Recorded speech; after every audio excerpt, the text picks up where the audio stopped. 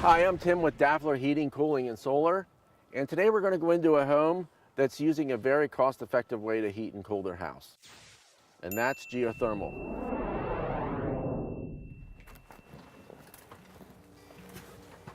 Right now, I'm actually in front of the geothermal system that we put in, and it is running.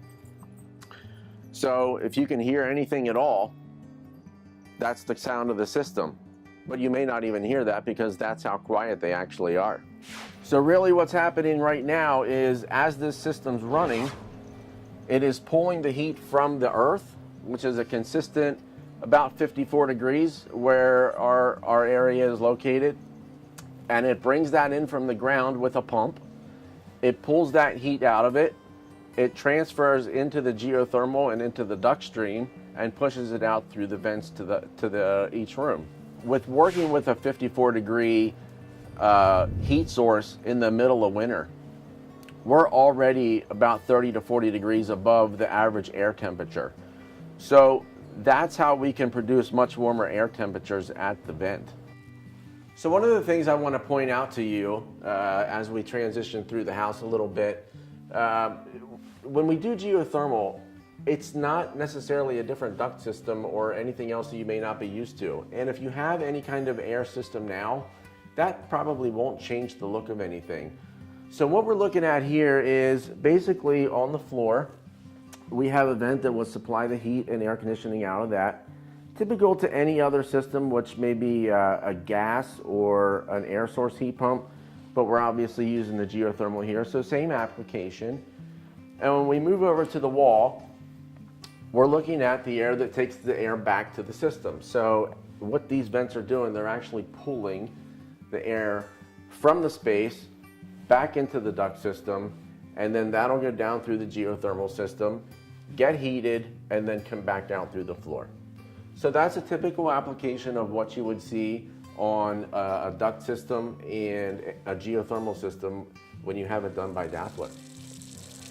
One of the features also on the geothermal that we wanted to take into consideration was we wanted to be able to not only offset the heating and cooling costs, but we wanted to offset the cost of the domestic hot water.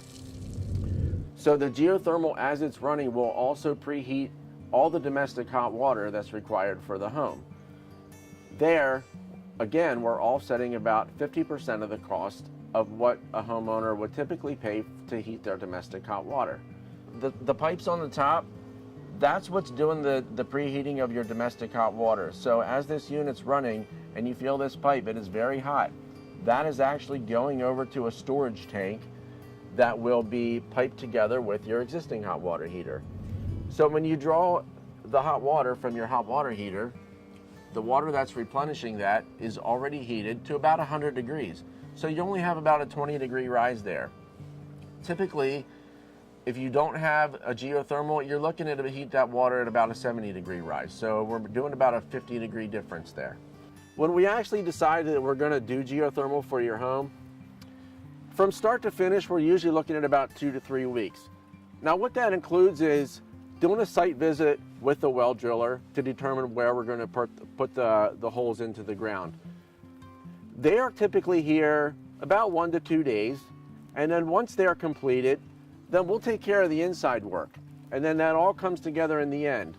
So typically what you can figure is about 3 to 4 days inside your home working, and 1 to 2 days outside on the wells.